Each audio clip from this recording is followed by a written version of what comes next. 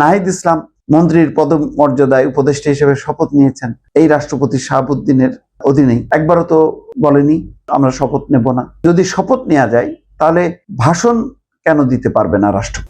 NCP তো কথাবার্তা যেগুলি বলে এগুলো মানে সংবিধানের কোনো সম্পর্ক নেই। রাষ্ট্রপতির ভাষণ নিয়ে বলেছে। এটা কেন বলতেছে? রাষ্ট্রপতি স্বৈরাচারের দোষর মানলাম, তার কথা শোনাও যায় না, এটাও মানলাম। তো এর আন্ডারে তুমি শপথ নিলা কেমন করে? শপথ নেওয়ার সময় খেয়াল ছিল না। বলতেছে কে? নাহিদ ইসলাম, বিরোধী দলীয় চিফ হুইপ। এবং এই রাষ্ট্রপতির কাছে শপথ নেওয়া উপদেষ্টা। তো রাষ্ট্রপতি ফ্যাসিবাদের দোষ ছিল না? অনেক আলোচনা, অনেক শোরগোল, অনেক কিছুর মধ্য দিয়ে আজকে যখন সংসদ শুরু হলো তখন প্রত্যাশিতভাবেই সংসদে সেই হট্টগোল হয়েছে, হইচই হয়েছে, ওয়াকআউট হয়েছে। রাষ্ট্রপতি হঠাৎ করে তাদের কাছে এত বেশি অচ্ছুত হয়ে গেল কেন, যখন এই রাষ্ট্রপতির অধীনেই শপথ নিয়ে তাদের কেউ কেউ উপদেষ্টা হয়েছিলেন। নাহিদ ভাই সেদিন প্রতিবাদ করেননি কেন? তখন কি জুলাইয়ের সঙ্গে গাদ্দারি হয়নি? আসসালামু আলাইকুম ওয়া রাহমাতুল্লাহি ওয়া বারাকাতুহু। যারা এই মুহূর্তে ভিডিওটি দেখছেন, ভিডিওটি প্লে করেছেন, তাদেরকে অনুরোধ করব দয়া করে পুরো ভিডিও সম্পূর্ণ ধৈর্য সহকারে দেখবেন। খুবই গুরুত্বপূর্ণ এবং অত্যন্ত ইম্পর্ট্যান্ট ভিডিও নিয়ে উপস্থিত হয়েছি আপনাদের মাঝে, প্রিয় দর্শক। সম্মানিত বন্ধুগণ, দর্শক শ্রোতা মণ্ডলী, আজকে আপনারা সকলে দেখেছেন যে রাষ্ট্রপতির বক্তব্য দেওয়ার সময় সংসদে আজকে প্রথম অধিবেশনে কীরকম তুলকালাম কাণ্ড ঘটে গেছে। জামায়াত এনসিপির 11 দলীয় জোটের সংসদ সদস্যরা তারা সংসদ ওয়াকআউট করে, সংসদ বয়কট করে বেরিয়ে আসে বাইরে। প্রথম অধিবেশনে সংসদের এরকম ঘটনা আসলেই অপ্রত্যাশিত, কেউ আশা করেনি। নেটিজেনরা বলাবলি করছে যে রাষ্ট্রপতির বক্তব্যতে যদি এতই আপত্তি বিপত্তি, তাহলে কেন রাষ্ট্রপতির অধীনে শপথ গ্রহণ করা হলো? কেন তখন বাধা প্রয়োগ করা হলো না? অন্তর্বর্তীকালীন সরকার যখন গঠন করা হয় তখন কেন নাহিদ ইসলাম রাষ্ট্রপতির কাছ থেকে শপথ গ্রহণ করে? তখন কেন নাহিদ ইসলাম প্রতিবাদ করেনি? তখন কেন প্রথমেই হাসিনা পলায়নের পরে ফ্যাসিস্ট সরকারের পতনের পরপরই কেন রাষ্ট্রপতিকে অপসারণ করা হয়নি? তখন যদি প্রতিবাদ করত তাহলে হয়তো তখনই রাষ্ট্রপতিকে অপসারণ করা যেত। তখন প্রতিবাদ না করে এখন সংসদে ভাষণ দেওয়াই প্রতিবাদ, এটি কি ধরনের কথা? প্রিয় দর্শক, অনেকেই অনেক ধরনের আলোচনা সমালোচনা করছে। আমরা কয়েকটা প্রতিবেদন এবং বিশ্লেষণ দেখব, আশা করি সঙ্গেই থাকবেন।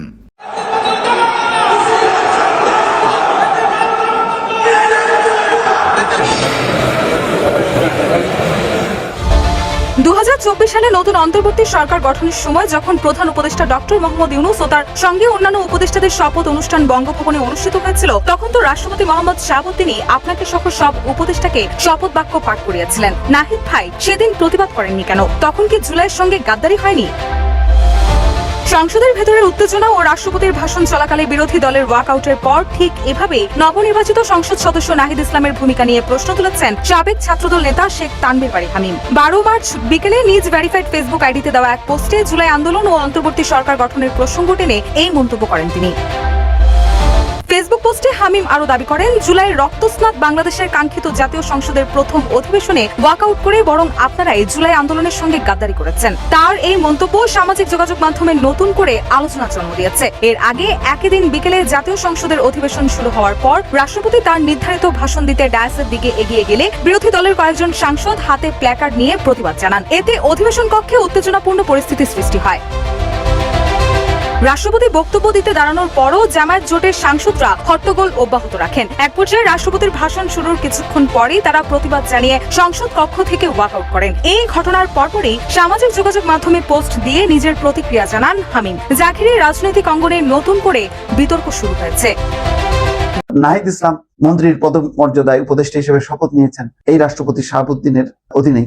একবারও তো বলেনি আমরা শপথ নেব না। যদি শপথ নেওয়া যায় তাহলে ভাষণ কেন দিতে পারবে না রাষ্ট্রপতি? আজকে নিজেই দেখছিলাম যে ওয়াকআউট করেছেন জামাত এবং এনসিপির সদস্যরা সম্মিলিতভাবে। তাদের যে নির্বাচনী ঐক্য, সেটা সংসদে এসে আরো দৃঢ় হলো এটা মনে হচ্ছে। এটা রাজনৈতিক কক্ষ। আমি এর আগেও বলেছি যে জামাত এবং এনসিপি কিন্তু মধ্যে আসলে আলাদা সত্তা না, কৌশলগতভাবে তারা আলাদা আলাদা আছে, কিন্তু মোটামুটি একই সত্তা থাকবে। যাই হোক, সেটা আরেকদিন আলোচনা করব। এখন যে আলোচনাটা সেটা হচ্ছে যে সালাউদ্দিন আহমেদ বলছেন এই স্ববিরোধিতা কেন, সংসদে রাষ্ট্রপতির ভাষণের বিরোধিতা নিয়ে সালাউদ্দিন আহমেদ বলছেন যে তার কাছে শপথ নেওয়া হয়েছে গণঅভ্যুত্থানের পর, মানে আওয়ামী লীগের পতনের পর রাষ্ট্রপতির সঙ্গে আলোচনা হয়েছে 2 দফা, তার কাছে শপথ নেওয়া হয়েছে। আজকে ত্রয়োদশ সংসদের প্রথম অধিবেশনে সেই রাষ্ট্রপতির ভাষণের বিরোধিতা কেন? এমন তো না যে এখানে এমপি হিসেবে শপথ নিতে হচ্ছে, তাও না, তারপরও বিরোধিতা কেন? এখানে শুধু সাংবিধানিক রীতি ধারা অনুযায়ী তিনি সংসদের প্রথম অধিবেশনে ভাষণ দেবেন, এটা হচ্ছে রেওয়াজ, এটা হচ্ছে রীতি। বিএনপি বারবার বলছে যে তারা সংবিধানের ব্যত্যয় ঘটাতে দেবে না, সংবিধান যা আছে সেই অনুযায়ী চলবে, এখানে রাষ্ট্রপতি কোনো ফ্যাক্টর না, এখানে ফ্যাক্টর হচ্ছে সংবিধান। কিন্তু আজকে নজিরবিহীন প্রতিবাদ, প্লাকার্ড ছাপানো, বোঝাই যাচ্ছে যে আজকে দিনের কর্মসূচিটা তারা জানে, আজকে রাষ্ট্রপতি ভাষণ দেবে এবং তারপর তারা সাজানো গোছানো প্লাকার্ড দেখাবে, বিরোধিতা করবে, ওয়াকআউট করবে, সবকিছুই হয়েছে। প্রায় 5 মিনিট অচল অবস্থা ছিল। তো এখন সালাউদ্দিন আহমেদ যে প্রশ্নের উত্তর মানে সাংবাদিকরা জিজ্ঞাসা করেছে, যে তিনি বলছেন আজ রাষ্ট্রপতি মোহাম্মদ শাহাবুদ্দিনের ভাষণ ঘিরে ত্রয়োদশ জাতীয় সংসদের প্রথম অধিবেশনে সাময়িক উত্তেজনা তৈরি হয়। প্রথমে বিরোধী দলীয় চিফ হুইপ ও জাতীয় নাগরিক পার্টির আহ্বায়ক নাহিদ ইসলাম সংসদে রাষ্ট্রপতির উপস্থিতির প্রতিবাদ জানান। পরে বিরোধী দলের অন্য সদস্যরা নানা বক্তব্য সম্বলিত প্লাকার্ড হাতে দাঁড়িয়ে প্রতিবাদ করেন। রাষ্ট্রপতির ভাষণ প্রত্যাখ্যান করে প্রায় 5 মিনিট বিক্ষোভের পর সংসদে বিরোধী দলীয় নেতা এবং জামাতের ইসলামের আমির শফিকুর রহমানের নেতৃত্বে বিরোধী দলের সদস্যরা ওয়াকআউট করেন। বিরোধী দলের এই ভূমিকা নিয়ে স্বরাষ্ট্রমন্ত্রীকে প্রশ্ন করা হয় সংসদে। তিনি বলেন এই প্রশ্নটা তাদের করা যায় যে রাষ্ট্রপতির সাথে তারা আলাপ আলোচনা করেছে 5ই আগস্টের বিকেলবেলা, 6th of August, মানে 5 তারিখ বিকেলবেলা এবং 6 তারিখ, যে রাষ্ট্রপতির কাছে অন্তর্বর্তী সরকারের প্রধান উপদেষ্টা সহ অন্য উপদেষ্টারা শপথ নিয়েছেন, তাদের 2-1 তো এই সংসদেরও সদস্য হয়ে আসছেন। তো সেটা তাদের জিজ্ঞাসা করা যায় এই স্ববিরোধিতা কেন? অর্থাৎ নাহিদ ইসলাম মন্ত্রীর পদমর্যাদায় উপদেষ্টা হিসেবে শপথ নিয়েছেন, এই রাষ্ট্রপতি শাহাবুদ্দিনের অধীনেই তার কাছে শপথ বাক্য পাঠ করেছেন। একবারও তো বলেনি যে তখন আমরা শপথ নেব না, তখন তো শপথ নিয়েছেন। যদি শপথ নেওয়া যায় তাহলে ভাষণ কেন দিতে পারবে না রাষ্ট্রপতি? এই প্রশ্নের উত্তরটা কি? এই প্রশ্নের আসলে উত্তর নেই। যেটা হচ্ছে যে এটা একটা বিরোধী দল হিসেবে এনসিপি এবং জামাত ইসলাম তাদের একটা শোডাউন, এবং তারা যে বিরোধী দল হিসেবে শক্তিশালী হিসেবে আবির্ভূত হবে তার প্রমাণ হচ্ছে আরেকটা, ডেপুটি স্পিকারের পদ কিন্তু তারা নেয়নি। আজকে দেখা গেল যে কায়সার কামাল তিনি ডেপুটি স্পিকার হয়েছেন, আর স্পিকার হয়েছেন হাফিজউদ্দিন আহমেদ বীর বিক্রম। তাহলে এই যে ব্যারিস্টার কায়সার কামাল যে হলেন তো ডেপুটি স্পিকার, এই পদে অফার করা হয়েছিল জামাতকে। জামাত বলেছে যে না, এইভাবে তো নেওয়া যাবে না, প্যাকেজ থাকতে হবে। কি প্যাকেজ তার কোনো পরিষ্কার ব্যাখ্যা নেই।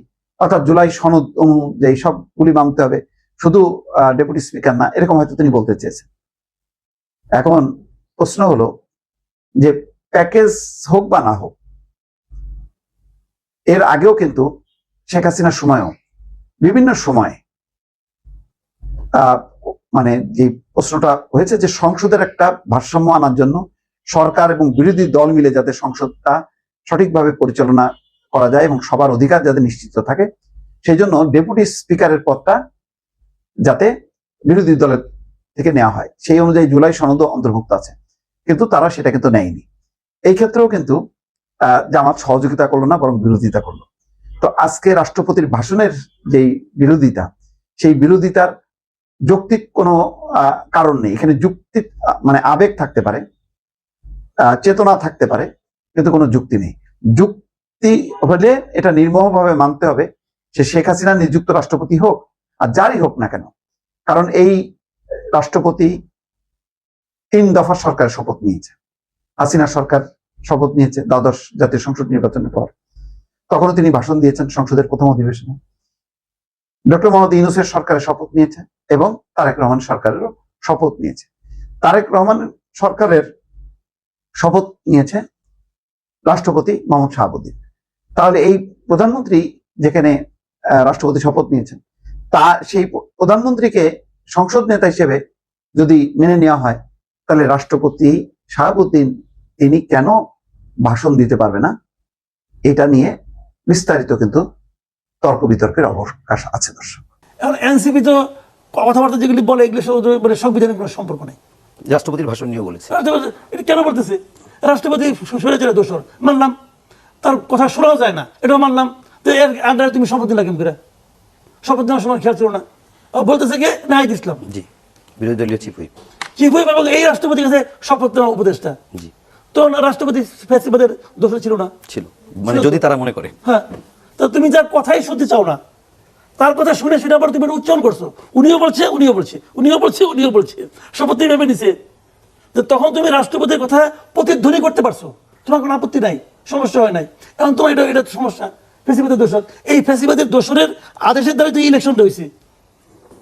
দেখেন আসলে ঐতিহাসিক জিনিসটা কি? ইতিহাসে যেটা স্মরণীয় হয়ে থাকবে তো সব সংসদ ঐতিহাসিক, সব সংসদ ঐতিহাসিক। বিভিন্ন কারণে। কোনো একটা সংসদের আপনি যে কোনো একটা সংসদকে বাদ দিয়ে ইতিহাস লিখতে পারবেন না, তাহলে সবই তো ঐতিহাসিক সংসদ কোনোটা। এখন ইতিহাসে কে কোন অবস্থানে আছে সেটা একটা ব্যাপার। কোন ইতিহাসটা পড়তে আনন্দ পাচ্ছেন, কোনটা আনন্দ পাচ্ছেন না, সেটা আপনার ব্যাপার। সব সংসদই ঐতিহাসিক। বাট প্রশ্নটা হলো যে এই সংসদটা জনগণের প্রত্যাশা সেটাকে মেটাতে পারবে কিনা, এটা এখনই বলার কোনো সুযোগ নেই, আরো সময় লাগবে ভাই। যেমন একজন সংসদ সদস্য আমাদের সঙ্গেই আছেন, জি, আছেন না? তো মানে ওনাকে তো আমি পছন্দ করি, ওনার সঙ্গে আমি কথা বলতে পছন্দ করি, ওনার সমালোচনা করতে আমি পছন্দ করি, কারণ আমি জানি উনি সমালোচনা করে একভাবে জবাব দেন। তো উনি কি গ্যারান্টি দিয়ে বলতে পারবেন বাদ বাকি 299 জন ওনার মতোই হবেন? ওখানে ওনার যে বেটার আছে, আবার ওনার যে ইনফেরিয়র আছে, ওনার মতো যুক্তি দিয়ে কথা বলার লোক আছে, আবার একদম অযৌক্তিক কথা বলার লোক ওখানে আছে। এখন কার কি ভূমিকা থাকবে এটা ভাই 5টা বছর তো অনেক দিন, কে কি বলবে না বলে বলা বড় কঠিন। এবং ওই ভূমিকার দ্বারা সংসদ হবে। এখনো যে সংসদ যাত্রাই শুরু করে নাই, সেটা কেমন হবে কেমন হবে না বলা বড় কঠিন। যেমন আমি নিজে মনে করতাম যে জামাত মোটামুটি একটা মানে ওই যে মানি না, মানবো না, ভাঙলাম, চললাম, চলে গেলাম, হাইটে চলে গেলাম, সংসদ বয়কট করলাম, একদিনও শান্তিতে থাকতে দিব না, এই যে বলবে, এই টাইপের দল জামাত না, এটা আমার কাছে মনে হয়। তারা সংসদে থাকবে, সংসদের সুযোগ সুবিধা নিবে, সংসদে বসে আর্গুমেন্ট করবে, এই টাইপের দল জামাত, এটা আমার ধারণা। কিন্তু তাদের সঙ্গে আবার এনসিপি আছে। এখন এনসিপি তো কথাবার্তা যেগুলি বলে এগুলো মানে সংবিধানের কোনো সম্পর্ক নেই। রাষ্ট্রপতির ভাষণ নিয়েও বলেছে। এটা কেন বলতেছে? রাষ্ট্রপতি স্বৈরাচারের দোষর মানলাম, তার কথা শোনাও যায় না, এটাও মানলাম। তো এর আন্ডারে তুমি শপথ নিলা কেমন করে? শপথ নেওয়ার সময় খেয়াল ছিল না। বলতেছে কে? নাহিদ ইসলাম, জি, বিরোধী দলীয় চিফ হুইপ। চিফ হুইপ এবং এই রাষ্ট্রপতির কাছে শপথ নেওয়া উপদেষ্টা। জি, তো রাষ্ট্রপতি ফ্যাসিবাদের দোষর ছিল না? ছিল, মানে যদি তারা মনে করে। হ্যাঁ, তো তুমি যার কথাই শুনতে চাও না, তার কথা শুনে সেটা আবার তুমি উচ্চারণ করছো, উনিও বলছে উনিও বলছে উনিও বলছে উনিও বলছে, শপথ নিয়ে নেমে নিছে। তো তখন তুমি রাষ্ট্রপতির কথা প্রতিধ্বনি করতে পারছো, তোমার কোনো আপত্তি নাই, সমস্যা হয় নাই। এখন তোমার এটা সমস্যা, ফ্যাসিবাদের দোষর। এই ফ্যাসিবাদের দোষরের আদেশের দ্বারা তো ইলেকশনটা হয়েছে, তোমার সমস্যা হয় নাই। এই ফ্যাসিবাদের দোষরের আদেশ যেটা দিয়েছে, যেটাকে বেআইনি বলতেছে, অবৈধ বলতেছে, সেই আদেশের জড়িত তুমি বলতেছো যে আমাদের সংবিধান সংস্কার পরিষদের মেম্বার হিসেবে শপথ নেওয়া দরকার ছিল। ওই শপথ কেন বিএনপি নিল না? এই জন্য বিএনপির চেয়ে খারাপ আর কেউ নাই, তোমার সমস্যা হয় নাই ভাই। এইগুলো জানেন কি, যে আমি আমার সুবিধা মতো কিছু মানবো কিছু মানবো না, এটা তো ভাই হয় না। মানলে পরে মানে মানেন না। আর এগুলো তো আবদারের কথাবার্তা। এই আবদার তো মানে ভাই এই সংবিধান চলবে, সংসদ চলবে সংবিধান দিয়ে, তো বইলেকে আসেন। তো এইগুলো বলতেছে, কাজে এই জামাতকে আমি মনে করি তারা সেন্সিবল আছে, তারা কথাবার্তা বলবে, তর্ক করবে, বিতর্ক করবে, আবার মানবে। যেমন ধরেন বলছে না জামাতের এই তাহের সাহেব যে আমরা পুরো জুলাই সনদের প্যাকেজ চাই। এখন এর মাঝখান থেকে আপনি আমাকে ডেপুটি স্পিকার দিতে বলবেন এই দান দক্ষিণে নেবে না, নিবে, আপনি লেখে রাখেন নিবে। বলছে সংস্কার মানলে যদি সংবিধান সংস্কার পরিষদে তারা বিএনপি তার মতো সংস্কার করবে, জামাত ডেপুটি স্পিকার নিবে, কথাটা আমি বললাম, আপনি লিখে রাখেন। বলছে জুলাই সনদ খণ্ডিতভাবে ভাই মানবে। কি বলছেন আপনি দেখেন না ভাই, ডেপুটি স্পিকার হলো কি ইকুইভ্যালেন্ট টু মিনিস্টার, হ্যাঁ, পূর্ণমন্ত্রী। পূর্ণমন্ত্রী। দুইজন তারে মন্ত্রী পদ সুবিধা জামাত ছেড়ে দেব? জামাত ওই বিপ্লবী দল নাকি রে ভাই? আরেকটা মাসুদ কামাল ভাই যেটা বলছিলাম যে দেরি হচ্ছে নাকি সংসদটা একটু নাকি এরকমই আসে। এটা হলো কি আপনার সরকারি দল যেটা আছে, এটা তাদের প্রিপারেশনের উপর নির্ভর করে।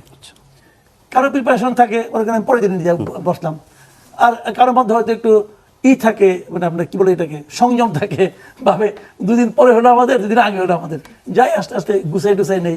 আর এই সংসদে অনেক নতুন নতুন এমপি হচ্ছেন, ওনারাও সংসদের অনেক নিয়ম কানুন হয়তো জানেন না, এই জন্য দেখলাম একটা ক্লাসও দেওয়া ছিল, ভালো এটা। কিন্তু ওইখানে যে আওড়া ঝাওড়া করার চেয়ে একটু পড়াশোনা করে নিল, একটু প্রস্তুতি নিল, আমি এতে কোনো ক্ষতি দেখি না।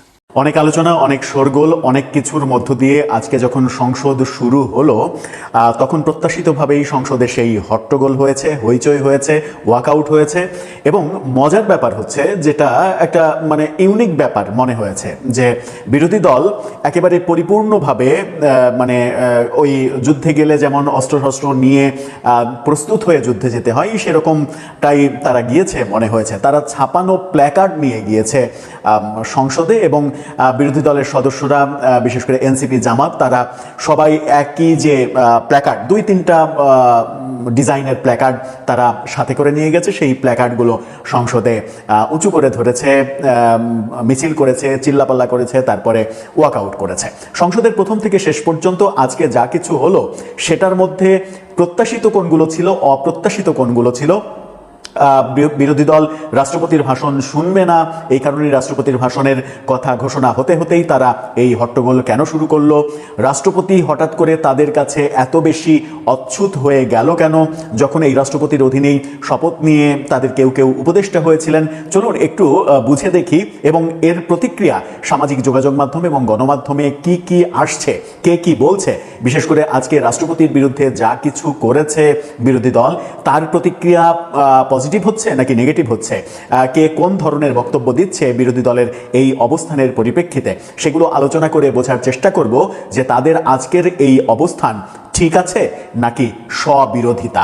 দর্শক, বলছিলাম রাষ্ট্রপতি ইস্যুতেই মূলত হট্টগোল, হইচই, মিছিল, স্লোগান, ছাপানো প্ল্যাকার্ড দেখানো, রাষ্ট্রপতিকে মেনে নেবে না, ফ্যাসিস্ট হাসিনার দোসরদের মানবে না, এরকম 2-3টা প্ল্যাকার্ড তারা দেখিয়েছে। তারা যেভাবে হট্টগোল করেছে, প্রথমে হট্টগোল করার প্ল্যাকার্ড উঁচিয়ে ধরার সেই ছবিটা আপনারা দেখে নিতে পারেন। এখানে দেখা যাচ্ছে প্ল্যাকার্ড হাতে সবাই ক্রমান্বয়ে প্ল্যাকার্ডগুলো তুলছিল। দ্বিতীয় ছবিতে দেখা যাচ্ছে তারা সংসদ থেকে বেরিয়ে যাচ্ছেন, এবং বেরিয়ে যাওয়ার সময় প্রচন্ড স্লোগান, চিল্লাচিল্লি, এই কাজগুলো তাদেরকে করতে দেখা গেছে। যারা পরবর্তীতে আমরা দেখেছি যে সংসদ থেকে বেরিয়ে তারা সংবাদ সম্মেলনও করেছেন।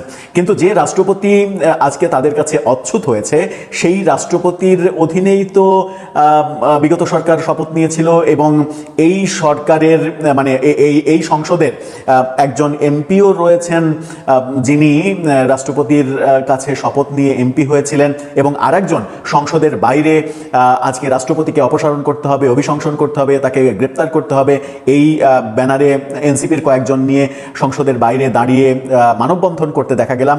একজন মানববন্ধন করলেন আসিফ মাহমুদ সজীব ভুঁইয়া, তার নেতৃত্বে। আরেকজন সংসদে নাহিদ ইসলাম। এই দুইজনই রাষ্ট্রপতির কাছে শপথ নিয়ে, খুবই ক্লোজলি রাষ্ট্রপতির কাছে দাঁড়িয়ে শপথ নিয়ে তারা উপদেষ্টা হয়েছিলেন। সেই ছবিটা দেখে নিন। রাষ্ট্রপতি শপথ পড়াচ্ছেন, তার ঠিক বামে নাহিদ ইসলাম এবং আসিফ মাহমুদ সজীব ভুঁইয়া দাঁড়িয়ে শপথ নিচ্ছেন। তখন ভালো, এখন রাষ্ট্রপতি হঠাৎ করে খারাপ হয়ে গেল কেন? সেই প্রশ্ন অনেকে উত্থাপন করছেন। সেই প্রশ্ন যখন উত্থাপন করছেন, তখন সেই প্রশ্নের উত্তরে আমরা দেখছি যে জামাতের আমির তিনি বলছেন যে 3 কারণে তারা রাষ্ট্রপতিকে বয়কট করেছে। কালের কণ্ঠের এই ফটোকার্ডটা দেখে নিন। কালের কণ্ঠের এই ফটোকার্ডে বলা হয়েছে 3 কারণে, মানে আমি নিজে তার বক্তব্যটাও শুনেছি, 3 কারণে মূলত তারা রাষ্ট্রপতিকে মেনে নিতে চায় না, রাষ্ট্রপতির অপসারণ চাই, রাষ্ট্রপতির ভাষণ শুনতে চায় না। সেই 3টা কারণের প্রথম কারণ হচ্ছে 2024-এর যে জুলাই আগস্টের আন্দোলনে যারা নিহত হয়েছিলেন, সেই প্রেক্ষিতে, মানে তাদের ভাষায় যারা শহীদ হলো, হাজার হাজার শহীদ হলো, সেই মানে প্রেক্ষাপটে রাষ্ট্রপতি সরকারকে একটি কথা, একটি প্রতিবাদ স্বরূপ একটা শব্দও প্রয়োগ করেনি। সুতরাং এই খুনের অন্যতম দোষর এবং সহযোগী রাষ্ট্রপতি, এই কারণে তারা রাষ্ট্রপতিকে মানবে না। নাম্বার 2, 5 আগস্টের পরে জাতির উদ্দেশ্যে ভাষণে রাষ্ট্রপতি বলেছিলেন, সাবেক প্রধানমন্ত্রী মানে জামাতের আমিরের ভাষায়, ফ্যাসিস্ট শেখ হাসিনা পদত্যাগ করেছেন এবং তার পদত্যাগপত্র আমি গ্রহণ করেছি, এই কথা ভাষণে বলেছিলেন। পরবর্তীতে তিনি 2টি গণমাধ্যমে সাক্ষাৎকার দিয়ে বললেন যে তার কোনো পদত্যাগপত্র আমার কাছে নেই, কোনো প্রমাণ আমার কাছে নেই। তিনি মিথ্যা বলছেন। রাষ্ট্রপতি হিসেবে মিথ্যাবাদী কাউকে আমরা মেনে নিতে পারি না। এই কথা তিনি বলছেন। আরেকটা কথা তিনি বলেছেন, সেটা হচ্ছে যে রাষ্ট্রপতির স্বাক্ষরে জুলাই সনদ আদেশ জারি করা হয়েছে। তিনি নিজে আদেশ জারি করেছেন, যেখানে তিনি বলেছেন যে নির্বাচিত সংসদ সদস্যরা দুইটি শপথ নেবে, একটা সংসদ সদস্য হিসেবে শপথ নেবে আর একটা সাংবিধানিক পরিষদের সদস্য হিসেবে তারা শপথ নেবে। এবং নির্বাচনের পরে, শপথ গ্রহণের পরে 30 দিনের মধ্যে তিনি সাংবিধানিক পরিষদের সভা ডাকেননি। এই 3 অপরাধে রাষ্ট্রপতির বিরুদ্ধে তাদের অবস্থান। কিন্তু সামাজিক যোগাযোগ মাধ্যম সয়লাভ হয়েছে একটা ছবিতে, যে ছবিটা আপনাদেরকে দেখালাম, যে নাহিদ ইসলাম এবং আসিফ মাহমুদ সজীব ভুঁইয়া রাষ্ট্রপতির কাছে শপথ নিয়ে উপদেষ্টা হয়েছিলেন। এতদিন রাষ্ট্রপতিকে দিয়ে সমস্ত কাজ করিয়ে নেওয়া হলো, অধ্যাদেশ জারি সহ যা কিছু করা দরকার ছিল সব করা হলো। তখন রাষ্ট্রপতি ভালো ছিল। শপথ যখন নেওয়া হলো 8 আগস্ট 2024-এ, তখন রাষ্ট্রপতি ফ্যাসিস্ট হয়নি। সেই রাষ্ট্রপতির উচ্চারিত শব্দগুলো রিপিট করে করে শপথ যারা নিল, তারা আজকে বলছে রাষ্ট্রপতি অচ্যুত, রাষ্ট্রপতিকে অপসারণ করতে হবে, রাষ্ট্রপতি সংসদে ভাষণ দিতে পারবে না, অথচ সংবিধানের নিয়ম রাষ্ট্রপতি সংসদের প্রথম অধিবেশনে ভাষণ দেবেন। সংবিধানের বাইরে বিএনপি যেতে চায়নি। এটা নিয়ে সামাজিক যোগাযোগ মাধ্যমে যে লেখালেখিগুলো হচ্ছে সেগুলো খুবই ইন্টারেস্টিং। দুইজনের মন্তব্য আপনাদেরকে দেখাতে চাই, তাহলে ওভারঅল বুঝতে পারবেন যে কিভাবে সয়লাভ হয়েছে এই বিরোধী দলের বর্তমান অবস্থানের বিরুদ্ধে অবস্থানগুলো। আসিফ মাহমুদ সজীব ভুঁইয়া সংসদের বাইরে করছেন, মানববন্ধন করছেন, রাষ্ট্রপতিকে অপসারণ করতে হবে। নাহিদ ইসলাম সংসদের মধ্যে হট্টগোল করছেন, রাষ্ট্রপতির ভাষণ তিনি শুনবেন না, অথচ তারা রাষ্ট্রপতির কাছে শপথ নিয়ে উপদেষ্টা হয়েছিলেন। তখন কেন বলেননি এই রাষ্ট্রপতির কাছে আমি শপথ নেব না, আমি উপদেষ্টা হব না? সেই ব্যাপারে দুজনের মন্তব্য। আব্দুল নূর তুষারের এই মন্তব্য যমুনা টেলিভিশন একটা ফটোকার্ড তৈরি করেছে, সেই ফটোকার্ডটা দেখে নিন। সেখানে শপথ অনুষ্ঠানের ছবিও দেয়া হয়েছে। সেখানে বলা হচ্ছে, উপদেষ্টা হবার কালে দোসর ভালো লাগে, এখন লাগে না। অর্থাৎ যখন উপদেষ্টা হয়েছিলেন রাষ্ট্রপতির কাছে শপথ নিয়ে, তখন দোসর ভালো ছিল, এখন দোসর ভালো না। জুলকারনাইন শাহের, আল জাজিরার অনুসন্ধানী সাংবাদিক, তিনি বরং একটু মানে অনেক বেশি ধৈর্য হারা হলে মানুষ যে ল্যাঙ্গুয়েজে কথা বলে সেই ল্যাঙ্গুয়েজে একটা পোস্ট দিয়েছেন। বেশ কিছু ছবি, শপথের ছবি, রাষ্ট্রপতির কাছে শপথ নিচ্ছেন উপদেষ্টারা, সেই শপথের ছবি, একটা ভিডিও, সবকিছু শেয়ার করে তিনি যেটা লিখেছেন তার পোস্টটা দেখে নিন। সেখানে লিখেছেন খুবই মানে কেমন যেন লাগবে পড়তে, তারপরেও আমার মনে হয় যে এটা জুলকারনাইন শাহের মতো একজন প্রতিষ্ঠিত সাংবাদিকের এই সমালোচনার ভাষাটা সবার জানা উচিত। সেখানে তিনি লিখছেন, ব্যাডার অধীনে শপথ নেয়া সরকার বানাইলা, নিজেরাও তার কাছে শপথ নেয়া উপদেষ্টাগিরি কইরা গায়ে গতরে মাংস চর্বি লাগাইয়া ব্যাডারে দিয়া শতাধিক অধ্যাদেশ সাইন করাইলা, বহু রাম শ্যাম যদু মধুরে নিয়োগ দিয়া নিজে গো ক্যাশ কাউ তৈরি করলা, দল বানাইলা, টেকাটুকি কামাইলা, আর এখন হেই ব্যাটা হইছে চক্ষুশূল। কিন্তু কেন এখন তারে দেখলে শৈল্যে জ্বালা ধরে? কারণ বেডাই ঘাট তারা কিসিমের, গায়ে গন্ডারের চামড়া লাগাইয়া ইলেকশনটা করাইছে, আর তোমাগো গ্যাং ফ্যাংয়ের সকল পরিকল্পনার উপরে পানি ঢালছে। কত খোয়াব না দেখছিলা, এসবে আপাতত ক্ষমা দিতে হইছে ইলেকশনটা হয়ে যাওনে। তাই হাতেরে দেখলেই কষ্ট বাড়ি যায়। এইসব তাফালিং দেখা মন্ডা চায় কানসাটা বরাবর ... মানে এতটা উগ্র মেজাজে জুলকারনাইন শাহেরকে ফেসবুক পোস্ট দিতে আমি এর আগে কখনো দেখিনি। তিনি এতটাই রাগান্বিত হয়েছেন আজকের এই ঘটনাটা ঘটানোর ফলে। এদিকে সার্জিস আলম, তিনি ফেসবুকে পোস্ট দিয়েছেন, অনেকেই পোস্ট দিচ্ছেন। সার্জিসের পোস্টটা দেখে নিন। সার্জিস বলছেন, চুপ্পু মাস্ট গো। রেড ব্যাকগ্রাউন্ডে তিনি লিখছেন, চুপ্পু মাস্ট গো। খুবই fine, Chuppu must go. Chuppu স্বৈরাচারের দোসর, তাকে তো যেতেই হবে। তাকে যখন যেতে আপনি বলছেন, তখন একটু আপনার ইতিহাস তো অনেকেই জানেন। আপনার অনেক ভিডিও, বঙ্গবন্ধু, আমার বঙ্গবন্ধু, এই ভিডিওগুলো তো সবার কাছে একেবারে মুখস্থ হয়ে গেছে। অনেক ছবি সবার কাছে মুখস্থ হয়ে গেছে। নতুন 4টা ছবি দর্শকদের দেখায় সার্জিস আলমের। ঢাকা বিশ্ববিদ্যালয়ের ছাত্রলীগে অমর 21 হলের বিভিন্ন কার্যক্রমে তিনি কিভাবে ফ্রন্ট লাইনে ছিলেন। প্রথম ছবিটা দেখুন, সেখানে মুজিব কোট পরে সামনের দিকে বসে সার্জিস আলম, তাকে দেখা যাচ্ছে লাল বৃত্ত। এরপরে দেখা যাচ্ছে অমর 21 হলের ছাত্রলীগের 74 বছর পূর্তি উপলক্ষে যে মিছিল, সেই মিছিলে সামনের সারিতে সাদা পাঞ্জাবি পরা সার্জিস আলমকে দেখা যাচ্ছে।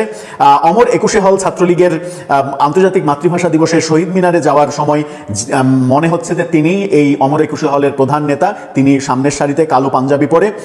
আরেকটা ছাত্রলীগের নেতাদের সঙ্গে সেলফিতে সার্জিস আলম দ্বিতীয় সারিতেই তাকে দেখা যাচ্ছে।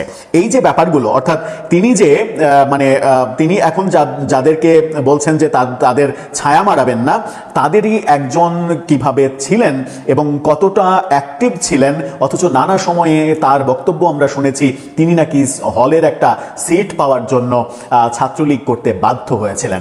বাধ্য হওয়া আর এই কাজগুলো করার মধ্যে যে পার্থক্য থাকে সেটা মানুষ বোঝে। আবার বাধ্য হওয়ার ওই টপিকটা আদতে কাজে দেয় না যখন আপনি অভ্যুত্থানের পরে 1 বছর পরে নিজেকে জমিদারের নাতি হিসেবে ঘোষণা দেন, যে এরকম 1-150 গাড়ি নিয়ে শোডাউন করা, এই সামান্য কটা টাকা দেওয়ার মতো অ্যাবিলিটি, এমনকি নির্বাচনে যা খরচ হবে সেই টাকা দেওয়ার অ্যাবিলিটিও আমার ফ্যামিলির রয়েছে। অথচ হলে একটা সিট পাওয়ার জন্য, হলে গেস্ট রুমে থাকার জন্য তিনি ছাত্রলীগ করতে বাধ্য হয়েছেন। তিনি যদি জমিদারের নাতিই হয়ে থাকেন তাহলে তো ছাত্রলীগ করতে বাধ্য হয়ে তার হলের গেস্ট রুমে একটা গাদাগাদি করে একটা সিটের জন্য অপেক্ষা করার কথা নয়, তার তো মেসে থাকার কথা, টাকা খরচ করে থাকার কথা। হিসাবগুলো মেলে না। এই তো গেল আলোচনা ওয়াকআউটকে কেন্দ্র করে। এবারে সেই ইন্টারেস্টিং দুটো ব্যাপারে, একটা হচ্ছে রাষ্ট্রপতি অনেক কাপঝাপের মধ্যেও ভাষণ দিয়েছেন এবং সেখানে ভাষণের মধ্যে মজার ব্যাপার যেটা, সেটা হচ্ছে চ্যানেল 24-এর এই ফটোকার্ডটা দেখে নিন, মানে প্রমাণ দেওয়ার জন্য। আপনারা হয়তো অনেকেই তার ভাষণ শুনেছেন। তিনি আওয়ামী লীগকে ফ্যাসিস্ট বলেছেন। তার ভাষণে তিনি আওয়ামী লীগকে ফ্যাসিস্ট বলেছেন, আওয়ামী লীগ দুর্নীতিতে চ্যাম্পিয়ন হয়েছে, এ ধরনের কথাও বলেছেন। এটা নিয়ে আবার আওয়ামী লীগের অ্যাক্টিভিস্টরা শাহাবুদ্দিন চুপ্পুকে এক হাত নিচ্ছেন, প্রচুর সমালোচনা করছেন। কিন্তু তাদের বোধহয় জানা নেই যে রাষ্ট্রপতি যে ভাষণ দেন সেই ভাষণ তার লেখা না, এটা যে সরকার থাকে সেই সরকারি দলের লেখা এবং সেটা মন্ত্রিপরিষদে পাশ করতে হয়। সেই ড্রাফট লিখে মন্ত্রিপরিষদে পাশ করা যে লেখাটা, সেই লেখাটা তিনি শুধু পাঠ করেন, তিনি ওর লেখক না, তিনি শুধুমাত্র ঘোষক বটে। সেই কারণে বিএনপি যেভাবে লিখে দিয়েছে সেভাবেই তিনি পড়েছেন। তবে এই ক্ষেত্রে আবার কেউ কেউ তাকে মোস্তাকের সঙ্গে তুলনা করছেন, যে বঙ্গবন্ধু মোস্তাককে পছন্দ করেছিলেন আর শেখ হাসিনা চুপ্পুকে পছন্দ করেছিলেন। হ্যাঁ, রাষ্ট্রপতি হয়তো একটা কাজ করতে পারতেন, সেটা হচ্ছে যে যদি তার দলের প্রতি দরদ থাকতো, শেখ হাসিনার প্রতি দরদ থাকতো, তাহলে তিনি এই ভাষণ দেওয়ার আগেই পদত্যাগ করতেন। পদত্যাগ করে এরকম একটা সিচুয়েশন তৈরি করতে পারতেন যেন তার নিজের মুখে আওয়ামী লীগকে কিংবা শেখ হাসিনাকে ফ্যাসিস্ট বলতে না হয়। তার মানে বোঝা যাচ্ছে যে এই যে আওয়ামী লীগকে ফ্যাসিস্ট বলা, সেই ব্যাপারটা তিনি মেনে নিয়েছেন, মানে বিএনপির সঙ্গে তার এক ধরনের সমঝোতা হয়ে গেছে। শেষ করি যে আলোচনাটা দিয়ে, সেটা হচ্ছে যে সংসদে একটা মানে সংসদের প্রথম সিদ্ধান্ত যেটা স্পিকার এবং ডেপুটি স্পিকার নির্বাচন, সেই ক্ষেত্রে স্পিকার হিসেবে মানে বীর বিক্রম মেজর হাফিজ, বীর মুক্তিযোদ্ধা মেজর হাফিজকে যে নির্বাচন করা হয়েছে, তিনি মুক্তিযুদ্ধ বিষয়ক মন্ত্রী ছিলেন, সেখান থেকে নিয়ে তাকে স্পিকার বানানো হলো। এটা বিএনপি সরকারের একটা খুবই ভালো সিদ্ধান্ত যে সংসদের স্পিকার হিসেবে একজন বীর মুক্তিযোদ্ধাকে বসালো তারা, যার ফলে সংসদে অন্তত আমরা আশা করব মুক্তিযুদ্ধ বিরোধী কোনো কিছু হবে না। প্রিয় দর্শক শ্রোতা মণ্ডলী, আপনারা দেখতে পারলেন। ব্যক্তিগত মতামত অবশ্যই কমেন্ট করবেন, আপনারা কমেন্ট করে জানিয়ে যাবেন আপনারা কি বলতে চান। অনেকেই অনেক ধরনের মন্তব্য করছে, বক্তব্য রাখছে, অনেক কিছুই বলাবলি করছে। বিশেষ করে একটা কথা বলা হচ্ছে, ওই যে এখন যদি এতই আপত্তি এবং এতই বিপত্তি থেকে যায় রাষ্ট্রপতির ভাষণ দেওয়া কিংবা বক্তব্য দেওয়াকে ঘিরে, তাহলে কেন অন্তর্বর্তীকালীন সরকারের সময় রাষ্ট্রপতির কাছ থেকে শপথ গ্রহণ করা হলো? কেন ফ্যাসিস্ট সরকারের পতনের পরপরই তাকে অপসারণ করা হলো না রাষ্ট্রপতির পদ থেকে? প্রশ্ন অনেকেই তুলছে। অনেকে বলাবলি করছে এই সরকার নির্বাচিত হওয়ার পরেও রাষ্ট্রপতির কাছ থেকে শপথ নিয়েছে, তাহলে তখনও কেন রাষ্ট্রপতিকে অপসারণ করার আওয়াজ ওঠানো হলো না? তখন কেন অপসারণ করার জন্য এরকম আওয়াজ তোলা হলো না? প্রতিবাদ কেন করলো না? রাষ্ট্রপতির কাছ থেকে কেন শপথ নিল? এরকম কথা অনেকে বলাবলি করছে, আপনারা দেখতে পারলেন। তো আপনারা কি মনে করেন? কথাগুলো কি যৌক্তিক? এবং আপনারা জানাবেন অবশ্যই আপনাদের কি অভিব্যক্তি। আপনারা কি মনে করছেন রাষ্ট্রপতি পদে শাহাবুদ্দিন চুপ্পুকে বহাল রাখা উচিত কি উচিত নয়, সেটি কমেন্ট করে যাবেন। আমাদের চ্যানেলে নতুন হলে অবশ্যই চ্যানেলটা সাবস্ক্রাইব করে পাশে থাকা বেল বাটনটি ক্লিক করে রাখবেন। আল্লাহ হাফেজ।